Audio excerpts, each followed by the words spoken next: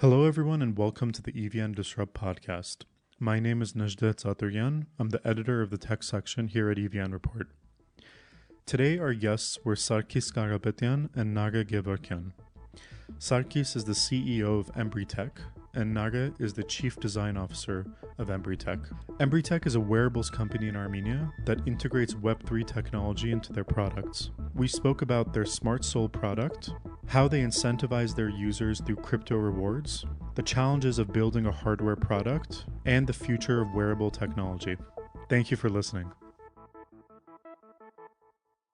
Sargis, Naré, thank you so much for being here today. Thank you for having us. Thanks for the invitation. My pleasure. Let's start with a little bit of your backgrounds. How did you guys get started in your careers and what made you want to build a startup? So I'm coming from the design background, and at school I was an A student, and almost every single teacher thought that I will follow their path, becoming a doctor, especially when my father was a doctor or a mathematician or something, but not a designer. They were shocked when they heard that I have chosen a design. Actually, my doctor dad was one of the biggest motivators that I followed the design path, and he woke in me the love for art, for design, for systems, for quality and that stuff. So I started exploring art and design in National Aesthetic Center in Armenia and had a great mentor and teacher, Vahagan Baghdasaryan, who first talked about design and designer. It was like 2002 when I have heard about design, and my mission started to create physical products that can give better quality to people's life. Then I studied at TUMO. I was one of the very first students at TUMO. I went to Yerevan State Academy of Fine Arts, product design, and eventually I explored every single shade of design, graphic design, UI, UX, product design, and eventually we founded our own company with Sargis. Back then, he was an engineer, passionate engineer, and I had many questions. I had many thoughts that we can build together, and we started prototyping, bringing to life physical products, and that's how it started. Is there one product that you remember seeing that made you really fall in love with product design, that made you want to build and design products like that? I can't remember exact product, but there were a website, Yanko Design, that was kind of a motivation for me. I was scrolling all day with the bad internet connection. I was scrolling all the day, looking through the products which are worth to showing in that website. And I was reading descriptions and thinking like how smart are they and how they did it. And it motivated me to build another products. Cool.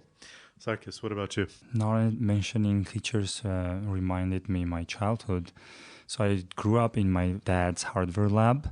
My first toy was a soldering station. And then we moved to Artsakh and started living full village life. And I was having conversations with my dad about semiconductors, logical elements like ores and while pasturing animals or planting trees. Of course, sports was a very important part of my life. I used to run every day with my dad from 5 to 10 years. During village time, there were no time for run, but I was practicing wushu and table tennis.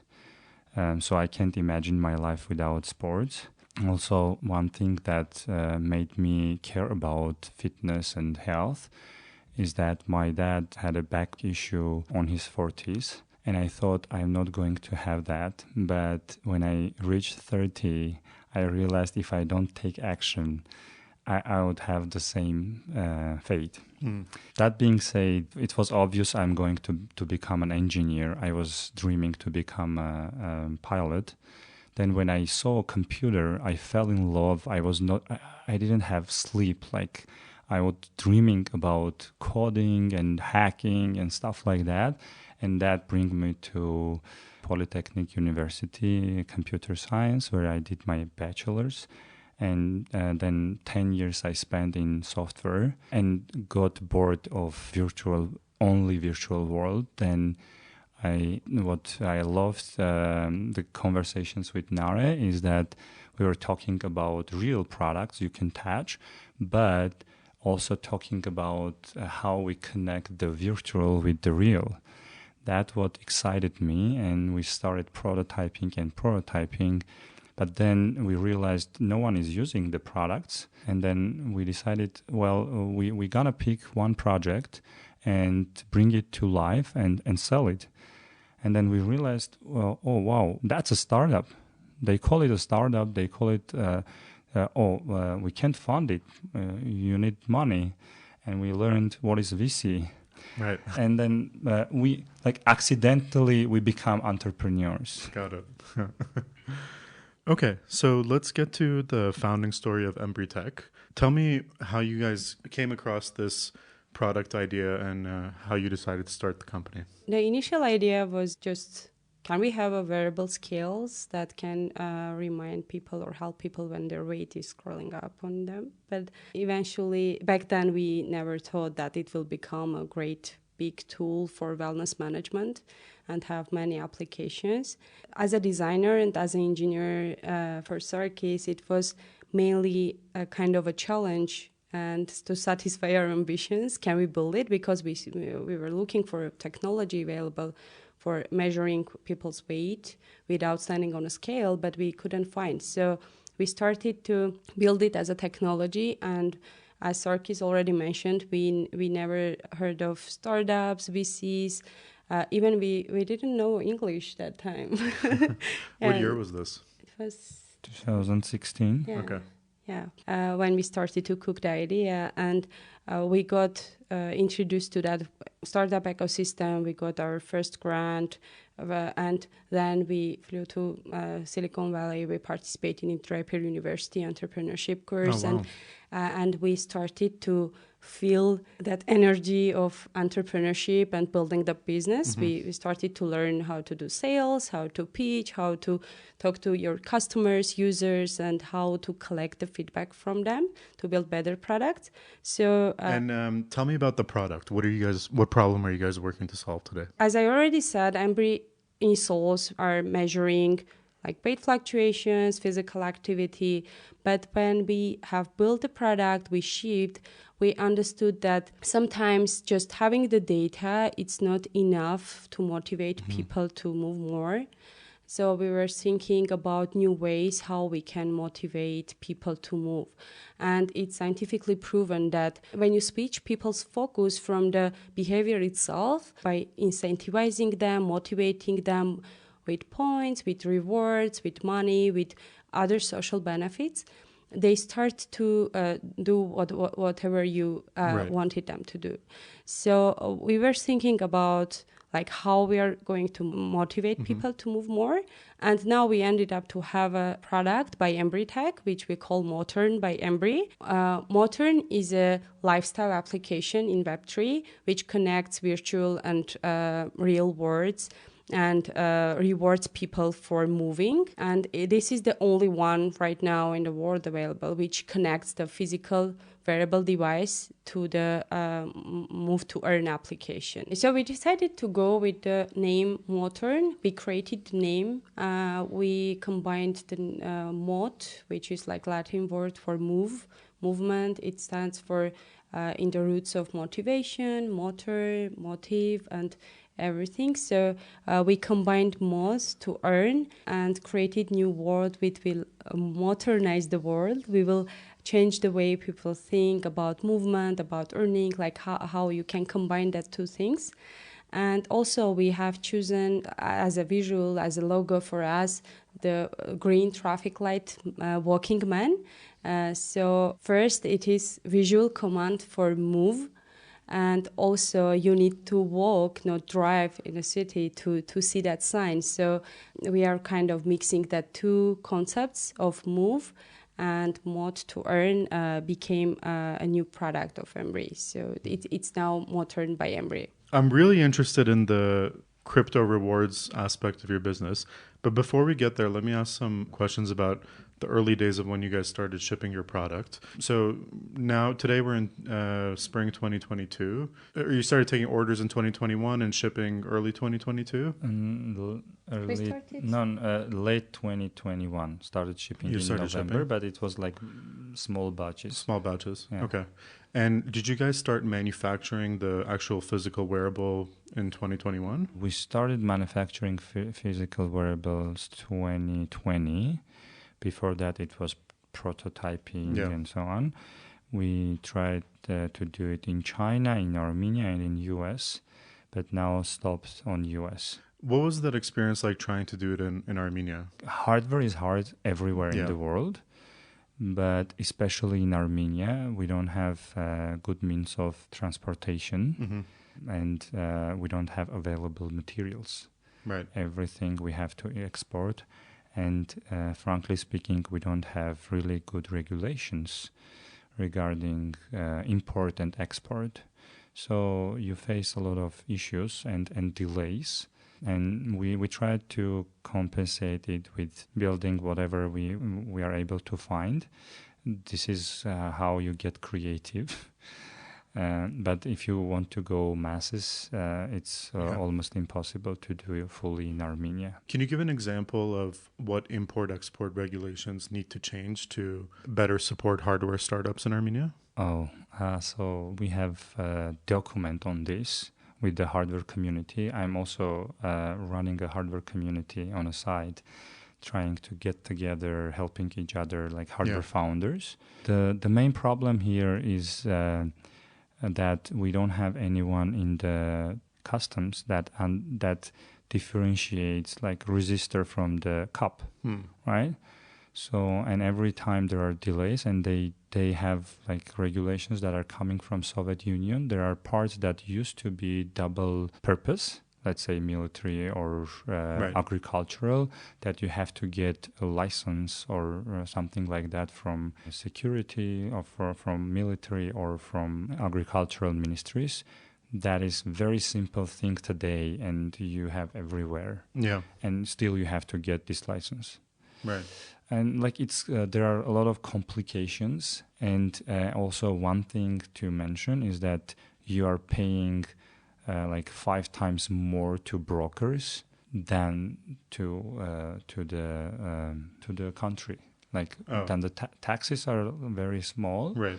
But import-export taxes is not bad. But the brokerage services that you have to go through is crazy. Yeah. That's interesting. I hadn't heard that perspective before, and you don't hear about too many hardware startups in Armenia yet, so that might be one of the reasons. Okay, so you guys ended up deciding on manufacturing the product in the US. I think it's always hard to be a hardware startup, but it's especially hard these days. We constantly hear about supply chain issues and things of that nature. So how have you guys managed to navigate these hard times? Sometimes we have to disassemble our old models to get some parts to ship new ones. Yeah. Sometimes we use our channels. The manufacturing partner in Los Angeles we have, Career Technologies. The president, Armen, is in our advisory board, and we use his power and channels to source things that are not available for small companies startups like ours. Yeah. So let's get back to the product. As you said, you guys started shipping late last year, and you noticed that the product wasn't necessarily being used as much as you expected it to, and you felt the need to pivot to a model that incentivized people to use the product more. How'd you guys end up making that decision? What data points were you tracking, and how'd you guys come to that conclusion that you needed to pivot? There are 2 parts of decision, the customer part and the technology part. I'll try to cover the technology part and leave the customer part to Naré. So the technology part is that we realized our technology is very unique in a way that we are really precise and reliable in terms of physical activity tracking, and we are tracking little details that no wearable can do. Let's say, are you sitting or standing? Right. Are you actually walking or mingling around? Right. Like, are you running or walking? Like, it's really hard to differentiate, but we do. But then the question raises, who needs this accuracy? Right. Right? And here we come when you design for the user, then most probably users don't want to lie themselves, right? Cheat themselves. But if you have to reward people for doing physical activity, all of a sudden you have a new stakeholder that is interested whether users are walking or not. Right. So one of the decisions that made us to shift was that. And talking from the customer perspective, we have noticed that people initially love the product. They order, they buy, they love the packaging, they love the feel. Even there are people who wear the insole every day, but sometimes they forget to charge, or sometimes they don't find just having the data very helpful for moving more because they just ignore the data or something like that. Before shifting, we started to explore the dangers coming from sitting more, and it turned out that like average American sits like more than ever in the history during the day. It can be like more than 15 hours a day. It's not the sitting that kills ourselves, but the lack of movement. Mm-hmm. So we were thinking like, how can we make that people to move more and even to interact with the product, with the application, why they should open the application, why should they charge their device. And we came across to that move to earn concepts and its emerging market. And unlike other applications in the market, as Sargis said, we can precisely differentiate the activities. Mm-hmm. That's why we can have that rewarding system in more reliable economics. Right. So right now I purchase the Embry Smart Insole, the Motearn Smart Insole. So you are buying Motearn NFT. Yeah, you are first. buying Motearn NFT shoe. So there's a whole new aspect to Yeah. it. Okay, walk us through from start to end. All right, so first users have to buy one of the CT NFTs of Motearn. CT, You're going to have to explain what an NFT is too, because I don't think we've spoken about it on the show yet. Okay, so... Not too technically, but just... Okay, so NFTs were with us for ages. Let's say your passport is an NFT, non-fungible token. So a token that gives you certain utilities, access to certain things. We call it non-fungible tokens. Right. Now in the virtual world, before it was not available because we have Control-C, Control-V, copy-paste. Right. And blockchain technologies came here to allow us to have non-fungible tokens in virtual world, in digital world as well. Right. Okay. So those who are familiar with NFTs, most of them connect them to artworks. That is one use case of NFTs that took off, that it has a value. But NFTs could be like exploited more. It's just the beginning. And now we see a trend of utility NFTs. And one of the utility NFTs we are introducing, we are introducing a new category of NFTs, which are dynamic NFTs. And we call them connected tangible NFTs. Okay. So those are the tokens, NFTs, that are connected to a smart product in the real world. And the data coming from the smart product updates the metadata of the NFT, kind of upgrades the stats of the NFT. And then this NFT has more utility than it had before. If I purchase the smart insole that you guys sell, that does not come with an NFT. I can use the smart insole separately for weight tracking and tracking steps. And then if I want to participate in the Web3 aspect of the product, I purchase an NFT and then I start using it. We stopped selling insoles from 1st of May this year with the launch of alpha version of Motearn. Okay. So we are completely shifting away from just selling to B2C.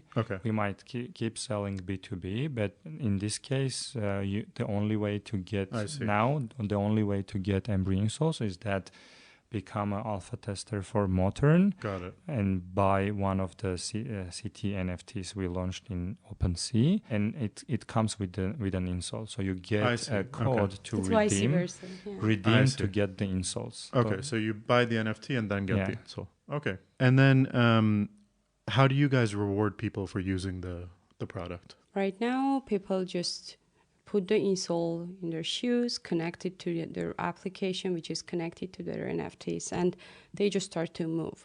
We are following the World Health Organization's structure of like the concept of a healthy day, and they start earning cryptocurrency when they do more than 2,000 steps a day.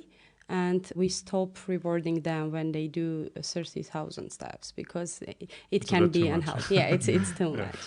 So they just move, they walk, and we reward them for the continuous walking or running for now, like the activity of running or walking. It's not just mingling around or doing some meetings in a standing position, but when you start to walk and your walking process, but you don't need to hit start or stop because we can differentiate it from our data. Got it. Okay. Yeah, also worth mentioning that we also plan to decrease the earnings if user sits more than 2 hours in a row and then does not stand. Interesting. Okay.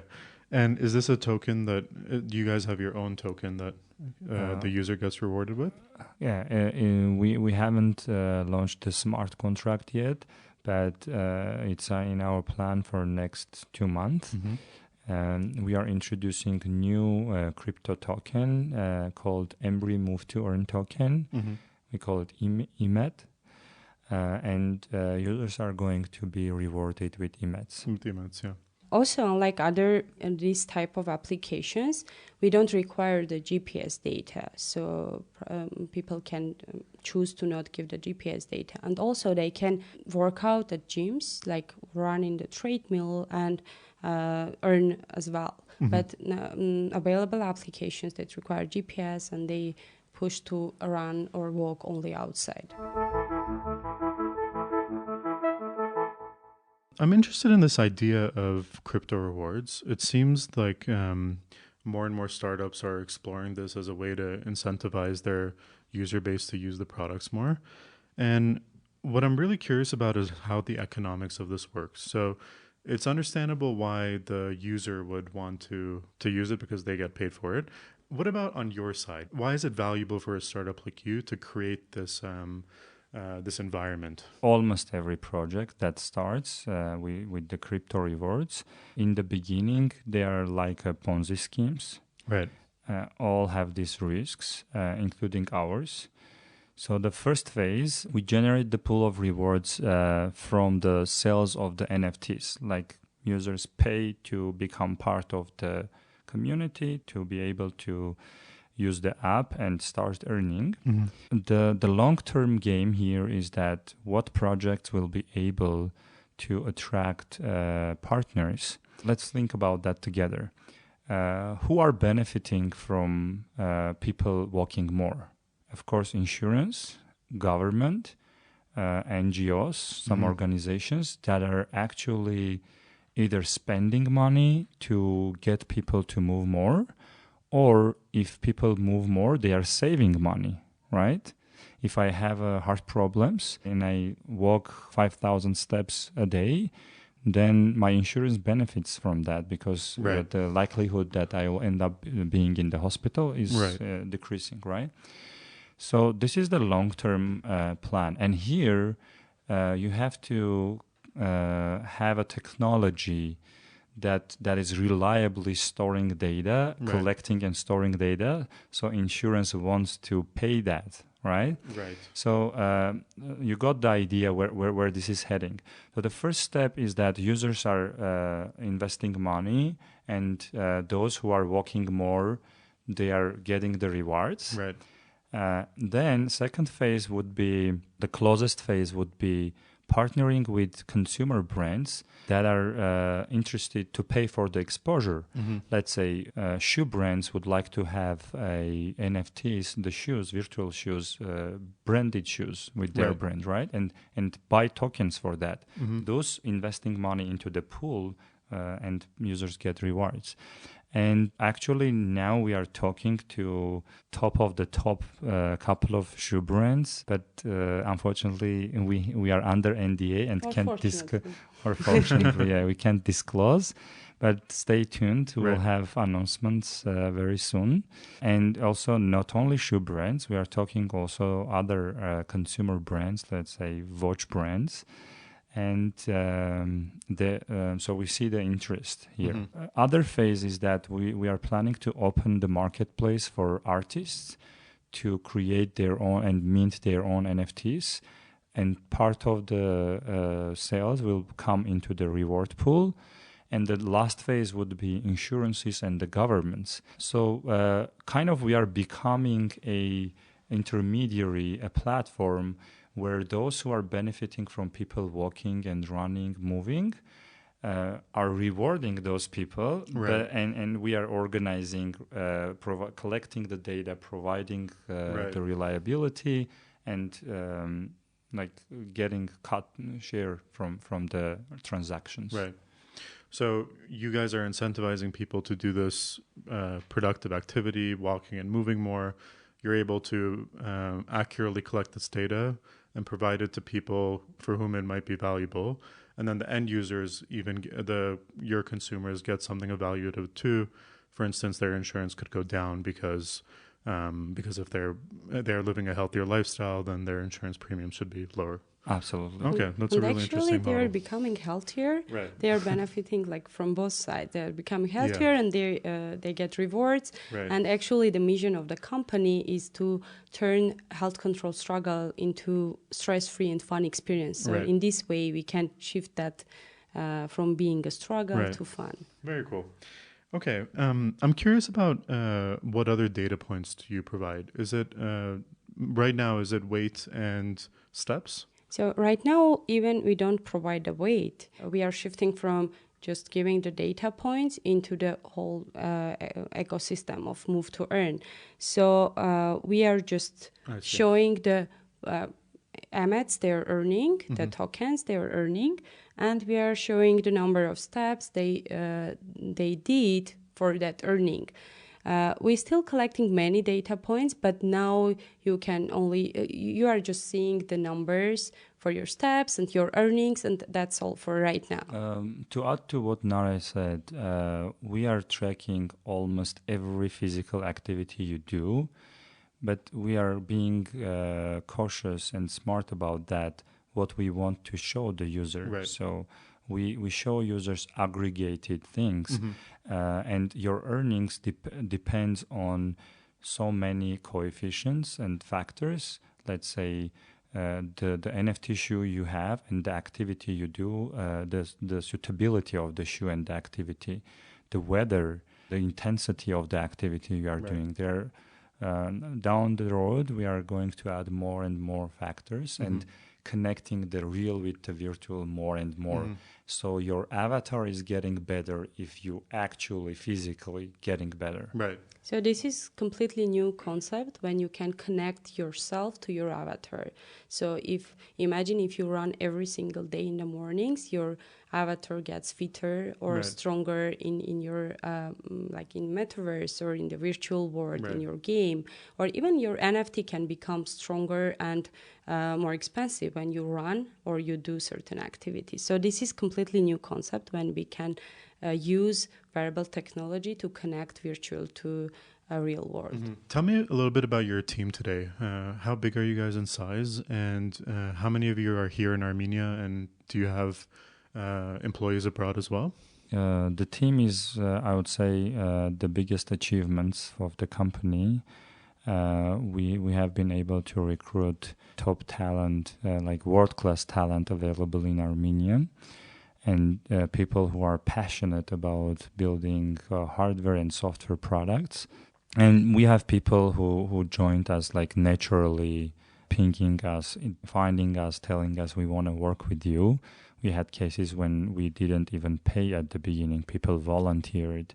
Then we felt bad, and actually we make sure we reward everybody who brings value onto the table fairly. And Speaking of the team, I would also emphasize the advisory board we have.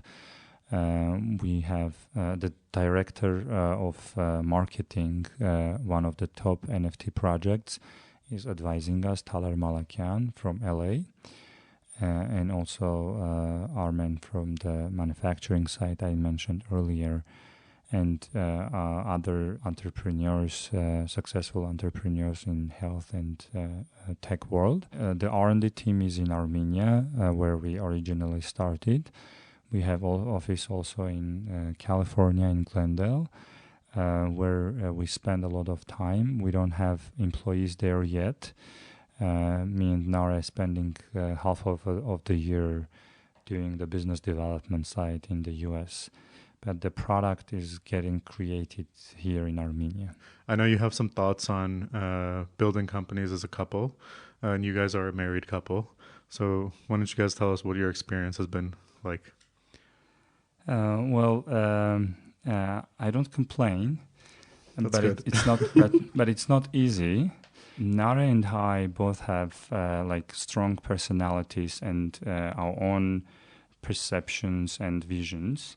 Most of the time, we don't share. That initiates a fight, discussion, but always we come out of these fights with better version of our visions and perceptions and even so ourselves, better versions of ourselves. And that really helps to do smart decisions. And there is a legend about couples, old legend, that says human used to be a superhuman, but then God decided them to male and females, and and it's like a puzzle. If you find the right fit, then you both become a superhuman. I feel like with Naré we found that, and that's our superpower to run the company. Oh, that's great to hear. How much of your team is hardware engineers, and how much of your team is on the software side?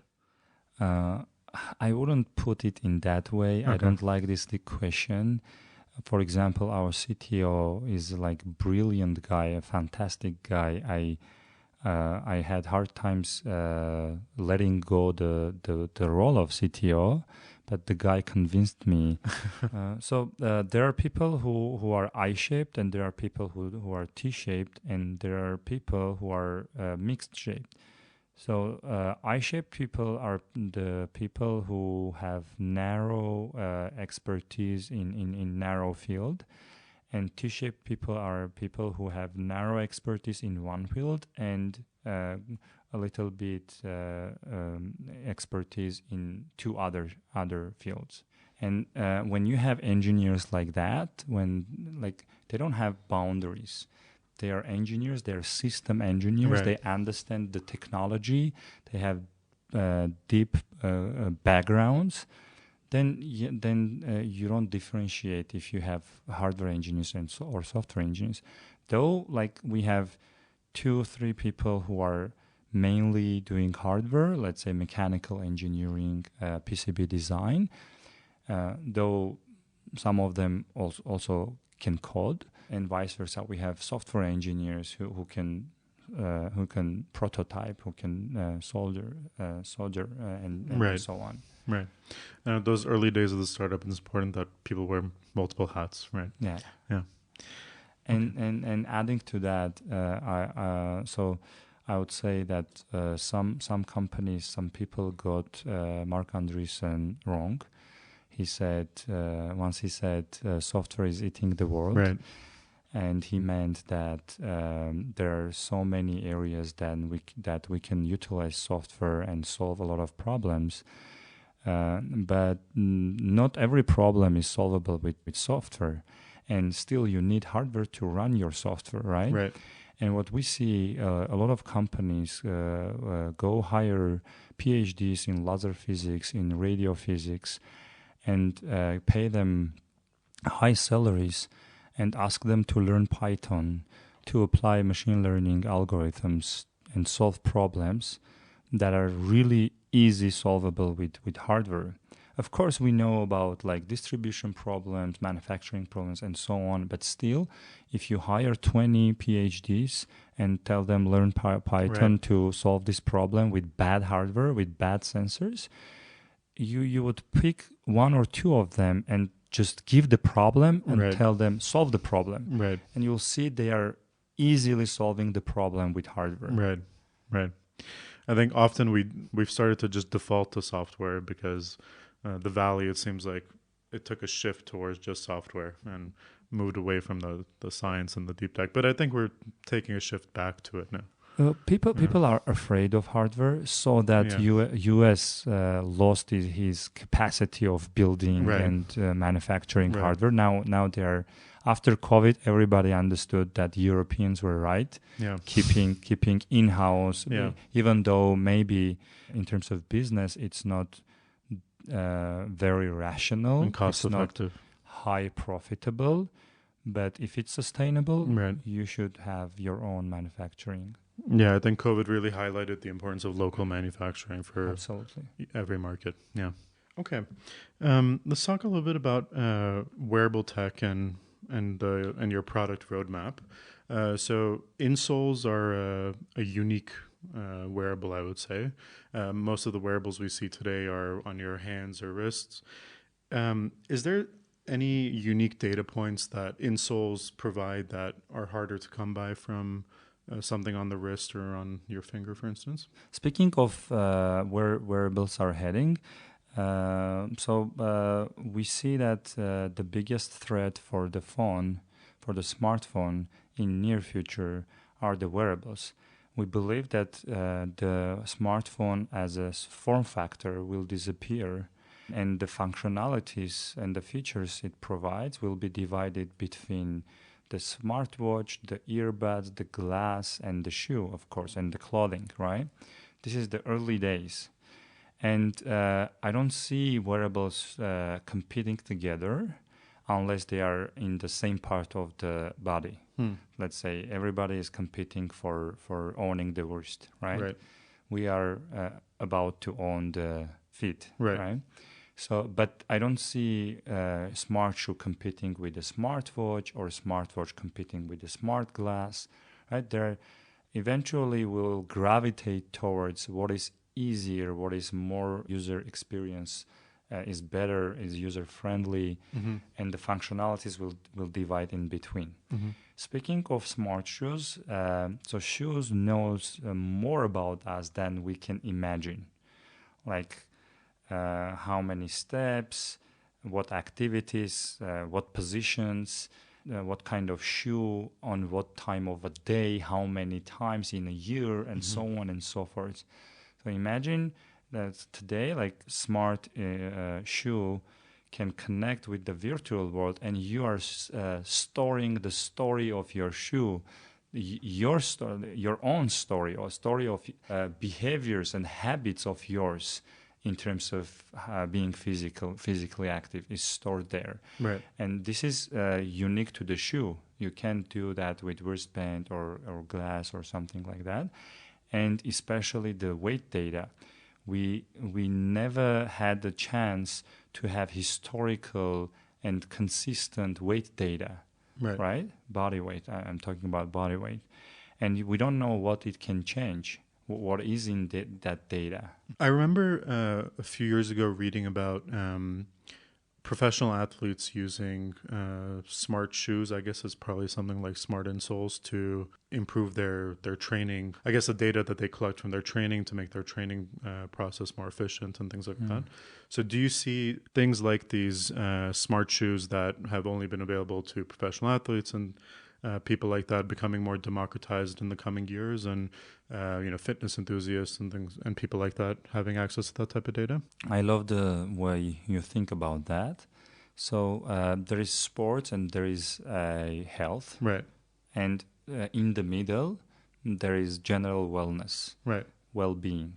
We saw good implementation of shoes, like sensorized shoes or insoles, in both sides, in sports and in medicine. Both are early days. but they are in terms of like sensorizing shoe is not easy. Those products are bulky, expensive, and though they solve the problem, but if you have an acute, you don't care if it's bulky or expensive.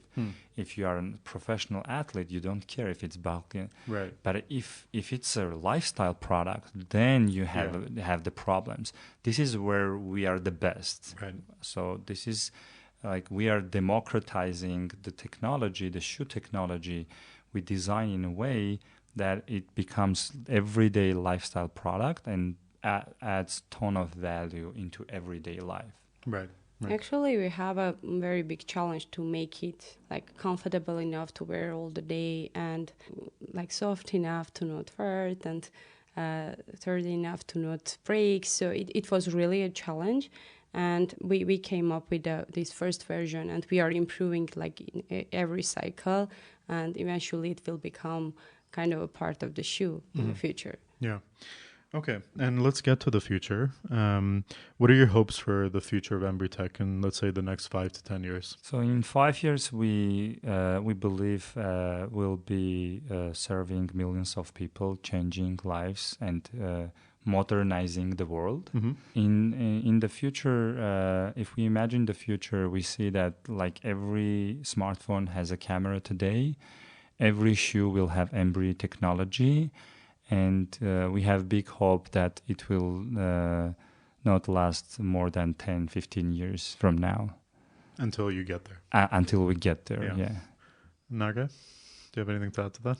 So actually that vision, it drives all the team, having the technology inside all the shoes. And it turned out to be very logical that they must be smart, because like we are carrying our shoes almost everywhere. And even if we stop to wear our clothes in the future, we need to wear the shoes. Right. So we need to use that space to benefit from that space. We see people sitting less and moving more, and walking, choosing walking than driving car or sitting all the day in offices. Well, I know both the space is in its very early days, and you guys are now shipping and getting started. So I wish you luck with that, and I hope in the future you guys come back on and tell us how the product and how the company is going. Thank you both so much for being on today. Thank you. Thank you for the invitation. Thank you. Thank you.